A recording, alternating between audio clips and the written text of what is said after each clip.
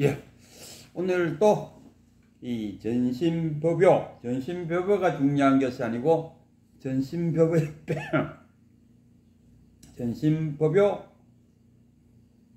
강설, 우비스님의 전신법요 강설. 어떻게 보면 이 책이 그 전신법요를 통해서 우비스님이 불교에 관한 어떤 뭐라 해야 되노, 불교에 대한 사상, 자신의 생각, 그것을 듬뿍 담고 있는 것이 전신법요 강설 아닌가 싶어요. 전신법요 했을 때 신법의 요지를 전한다. 신법의 요지가 뭐냐? 신법의 요지는 무심이도다, 이거 알겠습니까? 무심이도.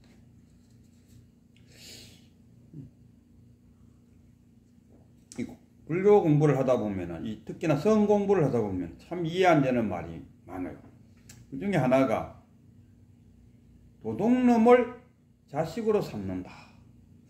이게 뭔 말인고? 나도 이거 상당히 참 알기 전에는 상당히 어려웠어요. 이게 불교를 어렵게 만드는 거예요. 도둑놈을 자식으로 삼는다. 이거 뭔 말인고? 그러나 그 말이 나온 어원을 찾아가면 그 맛이 많고 다니죠. 저도 도둑놈을 자식으로 삼는다. 이게 도대체 뭔 말인고? 무비스님이 예를 들어 놨는데, 저도 이 전신법요를 읽으면서 그 말이 뭔 말인지 더 알게 되었어요. 도둑놈을 자식으로 삼는다. 그러니까 알고 보니까 뭐 간단해요. 저녁에 잠을 자고 있는데 아들놈이 안 들어왔어요. 그러갖고 뭐 친구들 만나고 술 먹고 놀다 들어오겠지 하고 잠을 자고 있는데 뭐가 부엌에서 덜그덕 거려요. 그래서 속으로는 뭐 합니까? 아들놈이 늦게 들어와서 뭐 물 마시는 갑다, 이런 생각이었어요. 근데 아침에 일어나 보니까 아들놈은 들어오지 않았고 도둑놈이 들어와서 뭐 훔친다고도 덜그덕 하다가 나갔다 합니까? 그러니까 내가 방에서 누구를 아들로 삼았느냐? 도둑놈을 아들로 삼았다, 이 이야기. 이게 뭔 말인고? 이제 선으로 들어가면 이거잖아요. 바깥으로 구하고 있을 때, 바깥으로 구하는 이 자체가 도둑놈을 아들로 삼는다. 내 안에 있는 보물을 놔두고, 우리 큰 스님 또 만나고 어찌 왔는고 하면은, 큰 스님에게 좋은 법문을 듣고 싶어서 왔습니다. 그럼 네 안에 있는 부처는 놔두고 왜 남의 부처 찾아다니노? 이런. 네 안에 있는 부처는 놔두고 왜 남의 부처 찾아다니느뇨? 내 안에 부처가 있다. 이 내 몸이 이게 법당이라. 법당 안에 법신이 있기 말이야. 그럼 네 부처가 있다. 우리는 각자가 다 자기 부처를 갖고 있다. 자기 부처는 놔두고 자기 자식은 놔두고 왜 도둑놈 찾으러 다니냐, 이거. 이때 부처는 뭐냐? 마음이죠. 마음이 없는 사람 없어요. 부처님 또 깨치고 보기는 모든 중생이 불성을 갖고 있네? 희귀하다, 희한하다. 우리 식으로 말하면 부처님이 딱 깨치고 나서 첫 마디가 뭐니까 하면, 아이고 진짜 희한하네. 응? 자기만이, 부처님 자신만이 깨쳤는 줄 알았더니 다 보이긴 해. 다 불성을 다 갖고 있어요. 그래서 부처님이 가르칠 게 없는 거라. 다 갖고 있는데. 그래서 뭘 가르친다는 보다도 네 자신이 부처임을 가르쳐 주는 거, 깨닫게 해주는 거. 이게 깨닫는 거라, 깨닫는 거. 교유불성이라. 교유. 모든 것에는 불성이 있다. 불성을 달리 말하면 마음이다. 마음이 이미 갖고 있어요. 그래서 이 제신법요를 지은 황백 스님의 법문을 모아서 엮은 책이 전신법요인데, 이 모아서 엮은 사람은 배휴라는 제자죠. 배휴 거사가 어느 날 이 도지사의 직분을 갖고 절에 툭 갔는데, 그 주지사가 이제 여기부터 막 송강사 좀 되겠죠. 송강사 그 영정들이 쫙 있는 영정방에 딱 돌고 가니까 배유거사가, 이 배유거사라는 거 벌써 불심에 굉장히 강합니다. 웬만한 그 불자보다가도 이 불심도 뛰어나고 또 경전도 워낙 깨고 있는 그런 상태였어요. 그래서 배유가 영정을 쫙 이래 보면서, 영정은 여기 있는데 이 영정의 주인공은 어디 갔습니까? 주지한테 또 머리 주지가 이 교학자였는 거지, 선을 공부하시는 분이 아니니까. 그러니까 참 선적으로 이야기를 해줘야 되는데, 만약에 그 불교를 잘 모르는 일반 신도가 와서 물으면 아이고 다들 극락에 가갖고 지금 극락왕생하고 있을 겁니다, 이렇게 표현했을 겁니다. 그러나 불교에 대해서 대단한, 어쩌면 자기보다도 더 한 수 위의 그 사람, 함부로 말을 못하고 머뭇거리고 있을 때 거기에 그 절에 머물고 있던 황백 스님을 모시고 가고, 또 그 배유가 똑같이 묻지요. 여기 영정은 있는데 영정의 주인공은 어디 갔느냐고 우리 주지스님한테 물으니까 주지스님이 얼른 말씀하지 않고 말을 아끼고 있어갖고 그 황백스님을 오시기 위해서 제가 지금 질문을 하고 있습니다. 황백스님이 하는 말, 그래? 그럼 한번 주지스님한테 묻듯이 나한테 한번 물어보시오. 이게 정말 중요한, 묻지 않는데 답하는 것. 저도 그래. 묻지 않는데 답할 때마다 상대의 이렇게 얼굴을 보면은 에이, 또 잔소리 하는갑다, 오지랖 넓게, 이렇게 이야기해요. 또 낑길 때 모르고 오지랖 넓게 낑긴다, 이런 어떤, 나는 도와주고 싶어서 이야기를 하지만은 듣는 쪽의 입장에서는 그렇게 이야기 안 하더라고. 그래서 그런 것을 방지하기 위해서 네가 궁금하면은 물어보라. 얼마 전에 그 코미디언 있지 않습니까? 코미디언의 거지가 복장이라 갖고, 궁금해요? 궁금하면 500원. 궁금하면 500원 돌라 이거라. 저도 이 손금 보러 가끔 이제 우리 식당에 밥 먹으러 오는 손님들한테 손금 잘 보세요. 이 손금책이 이렇게 이제 있으니까 손금 잘 보세요. 내가 손금 내가 그 우리 손금 선생님한테 제가 정식으로 돈 주고 배웠어요. 그래요? 그럼 손금 한번 봐주세요. 이런. 그래요? 손금 보고 싶으면은 1,000원을 주세요. 1,000원을 준다는 것은 뭡니까? 1,000원을 줌으로써 손금을 볼 마음의 준비가 된다. 그런 사람에게 한마디 해주면은 그래도 듣는다 이거라.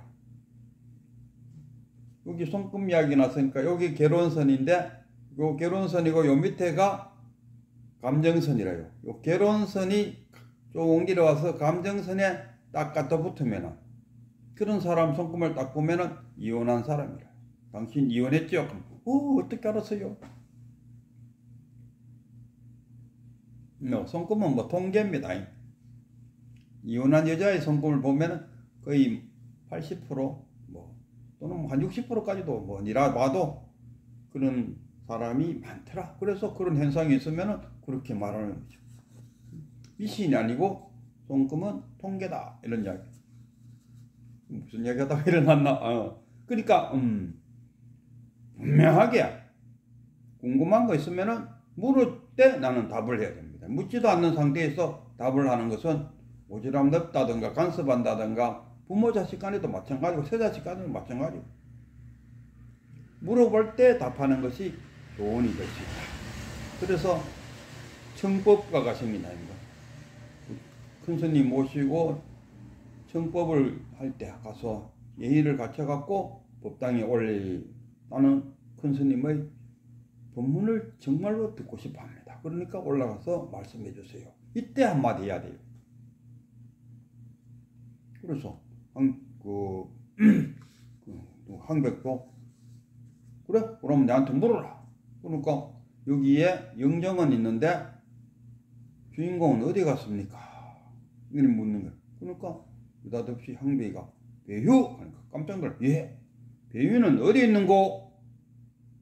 뭐라? 이 바깥으로 향해 있던 마음이 느닷없이 갑자기 안으로 확 돌리니까 깜짝 놀라.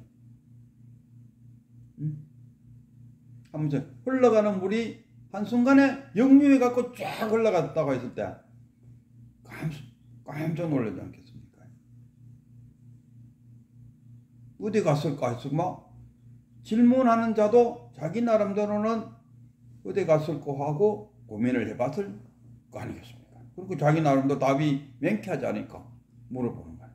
뭐 극락세에 갔거나 지옥에 갔거나 아니면 환생에 갔고 지금 우리 옆에 있거나 뭐 이런저런 건데 생각은 할 수 있지만 확신은 없다.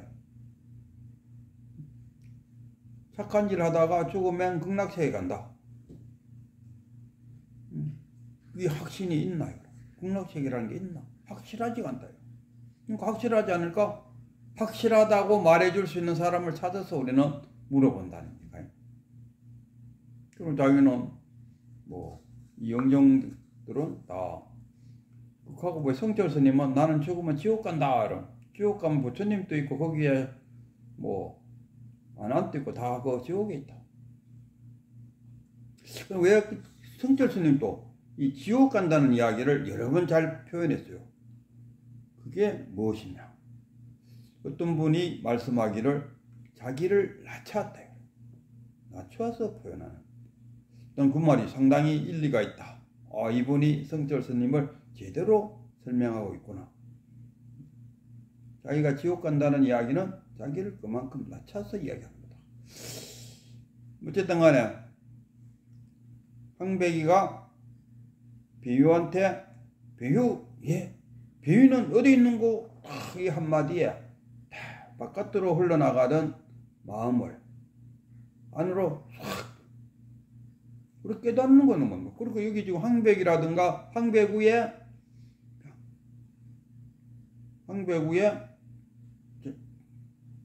백장 위에 마조 위에 남악해양 위에 해능 이래 안 되겠습니까? 뭐 해능 위에 또 홍인부터 해가지고 쭉 올라가고 달마 다 한 줄기입니다. 한 줄기고 같은 걸 이야기하고 있습니다. 즉심시불 이 한마디 아닙니까? 마조가 하는 즉심시불 이것이 쭉 마음이 곧 부처다 했을 때 그냥 마음 하지 말고 즉심이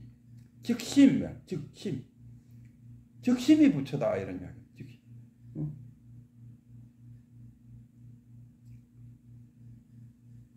그래서 이 깨닫는다는 것은 자기 마음을 보는 거죠. 마음을 들여다보는 거.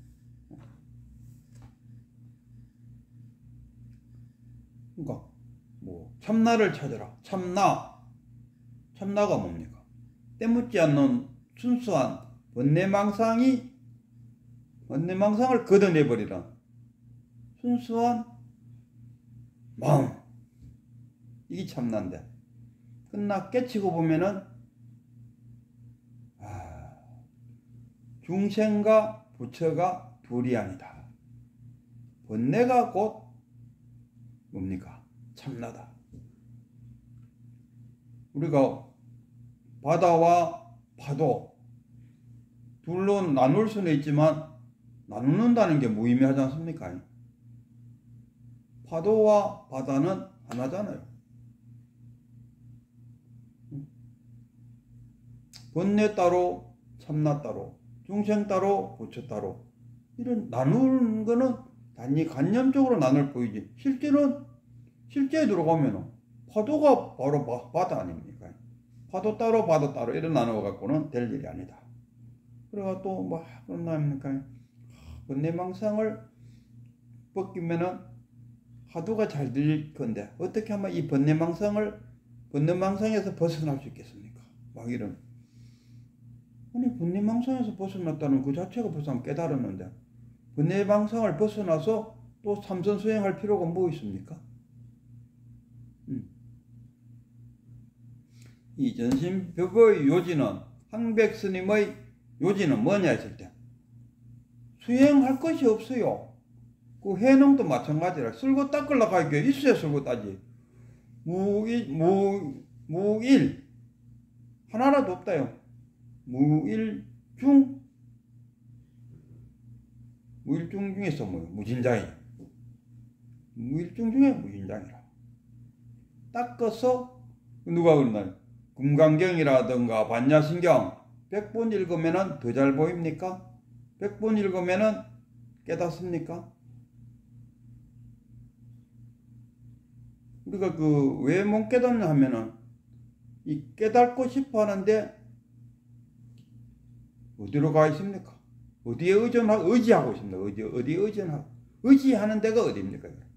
금강경을 읽음으로써 수행이 되고 법화경을 읽음으로써 수행이 되고 화엄경 강의하는 데 쫓아가갖고 그 스님의 법문을 들음으로써 뭔가 깨칠까 싶어서 간다. 성철 스님께서 그 100일 법문하면서 내가 선을 놔놓고 지금 교로서 여러분들을 가르치기는 지금 내가 교로서 여러분들을 가르치는데 그러나 내 법문을 들을 때 화두를 들고 내 법문을 들어야 된다. 화두 없이 내 법문을 듣는 자는 신주 단지 없이 제사 모시는 것과 같다. 우리식으로 표현하면 지방 쓰지 않고 기제사 모시는 것과 똑같다. 차례는 우리가 모든 조상을 다 하니까 지방을 안 쓰지만 기지세는 아버지 학생복은 신이 학생 조부 신이라든가 분명하게 누구에게 제사 지낸다는 그 지방을 써놓고 한다. 그러니까 내 법문을 들을 때 꼭 화두를 들고 내 법문을 들으시오 하는 게 성철 스님입니다. 화두를 들면 뭡니까? 화두가 뭡니까? 자기를 들여다보는 거. 바깥으로 안 가고 화두에 딱 갇힌다 아닙니까?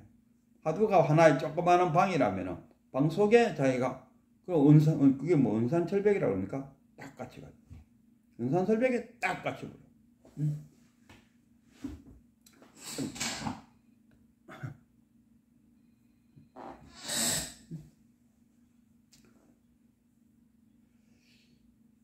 수행하고 닦고 쓸고 이게 아니야. 그냥 내가 갖고 있는 내 마음을 직시한다. 즉시. 이런 지하에 탁 깨치는 이하가 이런 지하가 배육하니까 그러니까 하는 그 순간이 뭡니까? 배육할 때 할 때가 공이 들어온다. 공이 턱 되어버렸어요. 그리고 배유는 어디 있는가 하는 딱 그 한마디에 자기를 딱 들다보게 돼. 바깥으로 나가던 마음이 딱 멈춰버리고 자기 안으로 마음이 어디 있습니까? 밖에 있는 게 아니죠. 나한테 있대. 이렇게 또 밖과 안을 또 나누면 유튜브 듣는 분들은 어떡 할까요? 에이, 밖이 어디 있고 안이 어디 있는데. 이래 또 나온다. 그러나 말에 매이지 않는 말에 매이면 그래 되는데 어쨌든 간에 이 보는 눈, 바깥으로 보는 눈, 안으로 보는 눈, 안으로 보라. 그 의미를 새겨야지. 또 말에 매달리 갖고 바깥으로 보는 눈이 여기 있는데 안으로 보는 눈이 어디 있는데 또 이런데 이게 뭡니까? 남의 말에 매달리 버린다. 우리 불교가 3000년이 지나갈 때 부처님이 열반에 드시고 그 다음에 220개 정도의 분파가 일어나고 그래갖고 그 분파 속에서 소승불교, 그걸로는 도저히 안 된다 싶어서 대승불교로 넘어온다 아닙니까? 용수 같은 분들이 또 대승불교를 나눠. 그리고 대승불교에서는 이 금강경, 법화경, 하암경 많은 경지들이 쏟아놨어요. 그걸 제가 이렇게 가만 보니까 금강경, 법화경, 능엄경 뭐 이런 경전들이 어디서 나왔나 했을 때 부처님의 설법 한 구절에 우리가 시 하나를 딱 보면서 딱 느껴오는 그걸로 소설도 하나 만들잖아요.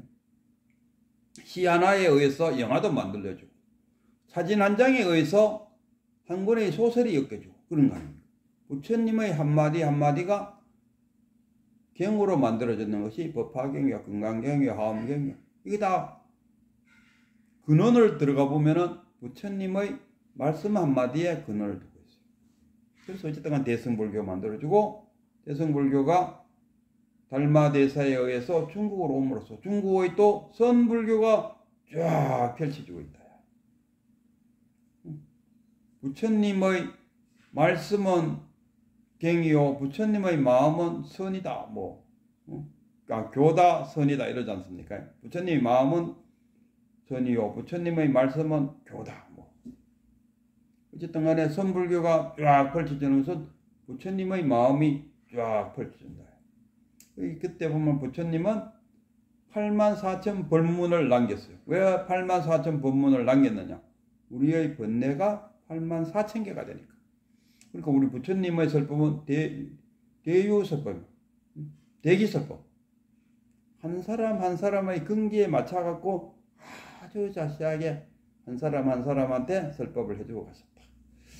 그러다가 중국에 와서 선불교가 쫙 만들어졌을 때 불법의 적적대기가 뭡니까? 하니까 막 주장자로 머리를 내 때려치고 달마대사가 왜 저쪽에서 왔습니까? 그러니까 뚜라프의 전남문이라 누가 와서 물어도 똑같아요. 조주선사 와서는 아이고 제가 이 절에 처음 왔는데 자 좋은 법문 해주갖고 저를 깨치게 해주십시오. 그래? 밥은 먹나? 예, 밥 먹었어. 그럼 밥그릇 씻거라. 또는 여기 절에 처음 왔다고? 예, 처음 왔습니다. 그러면 자네도 차 한잔 하게. 또 어떤 사람 불러. 자네는 여기 와본 적 있나? 예, 와본 적 있습니다. 그래? 그럼 너도 차 한잔 마시라. 원조가 있다가 아니 처음 왔다 해도 차 한잔. 왔다 간 경험이 있다 해도 차 한잔. 어떻게 되는 겁니까? 원조 니도 차 한잔 마시.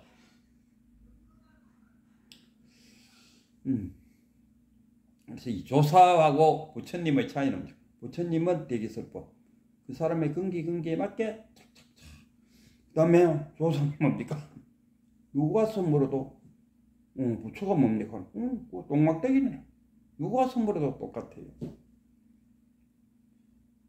그리고 우리가 이제 불교가 쫙 발전하면서 그 해주고 싶은 이야기가 대매 이야기. 대매가 마조한테 강의를 듣고 탁 깨쳤죠. 그래갖고 대매산으로 들어갔어요. 그러니까 대매가 자기 강의 듣다가 앞눈이 안 보이니까 마조가 궁금했어. 자기 시자를 보내갖고 저 대매 한번 만나보고 온나. 그래갖고 시자가 또 가서 대매를 턱 만났어요. 옷에 어떻게 지내십니까? 나는 즉심즉빌로 살고 있다. 옷에 우리 마조 선생님께서는 그렇게 말씀 안 하는데요. 뭐라고 하는데? 옷에는 비심비불이라고 말씀하고 계십니다. 아따 그 영감제의 변동스럽더라. 마조가 비심비불을 하든지 말든지 나는 즉심즉불이다. 그가기를 이제 시자가 마조한테 와서 아이고 그 대매가 그렇게 말합니다. 매실이 언가 있기는 익었구나. 말인 거야. 그러니까 우리가 그 깨달음에 이르는데 어디 가니까 절마해야 되고 어디 가니까 경전마해야 되고 어떤 가면은 참선 수행을 마해야 되고 또는 영공해야 되고 하루도 빠뜨리지 말고 참선 수행해야 된다. 다 맞는 이야기지만 우리가 그 산에 올라가는데 산에 올라가는 등산로길은 자기가 올라가는 길이 바로 자기 길이잖아요. 그러니까 흔들리지 말고 이제 마조가 비심비불이라 하든지 말든지 자기 스승이잖아요. 그리고 마조가 대단한 장관인데 그 사람이 말을 바꾸든지 말든지 간에 나는 즉심즉불이다 하는 그 마음으로 공부를 하면은 꼭 깨칠 거리라. 꼭 끼칠 수 있다. 그러니까 흔들리지 말고 십신, 믿음이 십신이잖아요. 십신, 십주, 십행, 십해양 해야 십지가 될 수 있다. 이런 마음을 갖고 자기가 옳다고 생각하는 일, 옳지 않는 것을 옳다고 믿으면 안 됩니다. 딱 옳다고 생각하는 것에 십신을 갖고 참선수행할 때 마음이 탁 드러난다. 그러니까 참 나가